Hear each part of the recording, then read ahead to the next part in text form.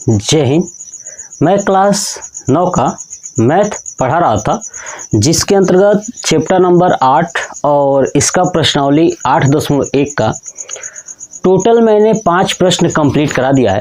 चलिए अब हम लोग जानते हैं प्रश्न संख्या 6 क्या कह रहा है और देखते हैं कि आसानी से कैसे हम सॉल्व कर पाएंगे। सुनिएगा, ABCD एक समांतर चतुर्भुज है। देखिए ABC और D ये एक समांतर चतुर्भुज है, ठीक है, यानी आमने सामने की भुजाएं बराबर हैं। बात क्लियर हो गया। चलिए, तथा AP और CQ शीर्षों, देखिए AP, ये AP और ये CQ शीर्षों A और C से विकर्ण, देखिए A और C से विकर्ण BD है ना, विकर्ण ये BD पर क्रमशः लंब है, ठीक है ना।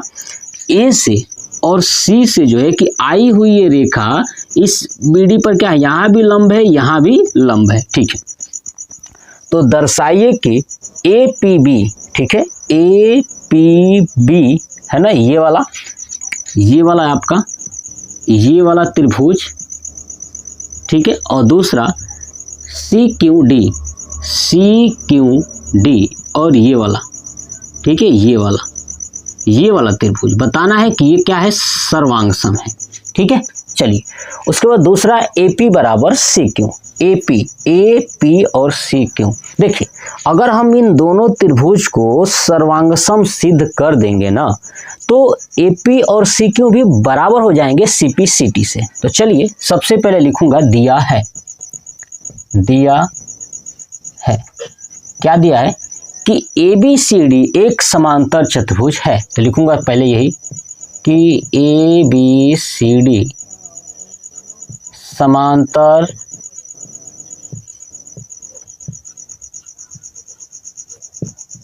चतुर्भुज में, अब समांतर चतुर्भुज है ABCD, तो आमने सामने की भुजाएं बराबर होंगी, मतलब कि ये AB और ये CD बराबर होंगे।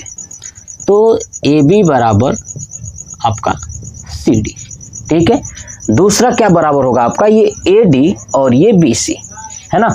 चलिए, तो AD बराबर आपका BC, बस इतना ही दिया हुआ है, ठीक है। दूसरा कह रहा था कि शीर्ष A और C से विकर्ण BD पर क्रमशः लंब है ना, ये AP और ये CQ, ठीक है। तो देखिएगा, अब लंब है, इसका मतलब ये हुआ कि यहाँ पे कोण P का मान और यहाँ पे कोण Q का मान क्या है, ये 90 डिग्री। आई बात समझ में, यानी कोण P बराबर कोण Q है ना, बराबर 90 डिग्री, या आगे लिख देंगे लंब से। किससे? लंब से, ये मैंने लिख दिया। चलिए, अब हमें चलना है सिद्ध करने पे, तो लिखूंगा सिद्ध करना है, सिद्ध करना है।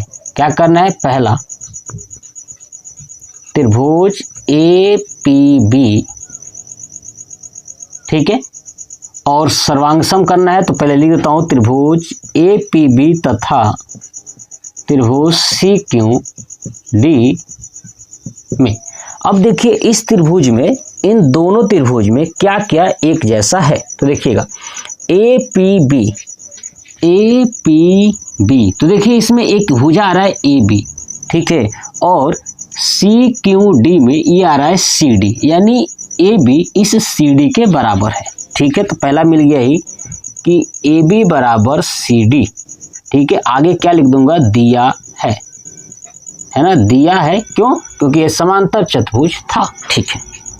दूसरा देखिए, इसमें अब क्या मिल रहा है, देखिए आप यहाँ पे ये वाला कोण और ये वाला कोण, आप देखिए ना, ये वाला कोण और ये वाला कोण आप देखोगे कि ये दोनों बराबर होगा एकांतर कोण से। क्यों? क्योंकि AB और CD अगर ये समांतर है तो ये BD एक तिर्यक रेखा हुआ, तो ये वाला कोण और ये वाला कोण अंतः एकांतर कोण से बराबर होंगे, मतलब कि ABP है ना, ऐसे ABP। तो क्या लिखूंगा, कोण ABP बराबर कोण CD Q, C D Q ये बराबर होंगे। क्यों? अंत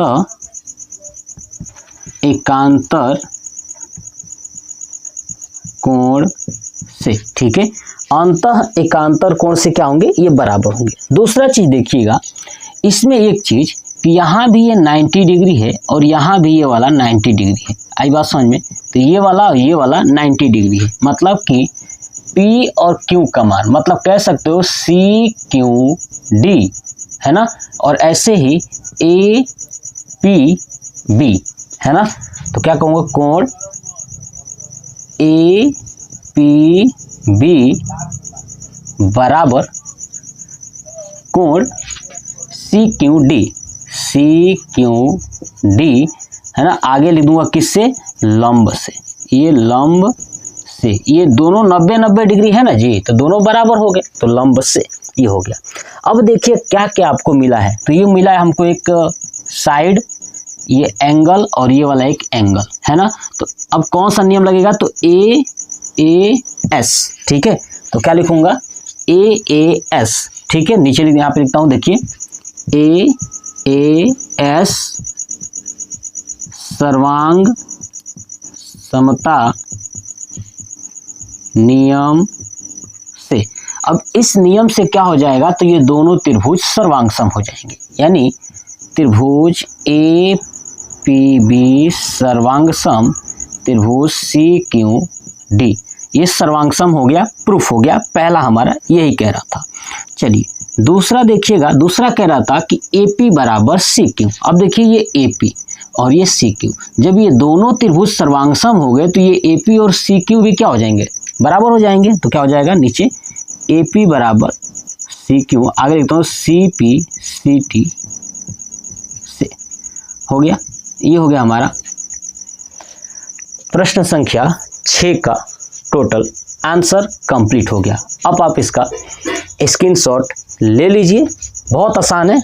अगर आप एक बार कॉन्सेप्ट समझ जाते हो ना, तो मैं गारंटी देके कहता हूं कि आप किसी भी प्रकार के प्रश्नों को चुटकियों में सॉल्व कर दोगे, ठीक है। तो अब आप मुझे कमेंट करके बताइएगा कि आपको कैसा लगा।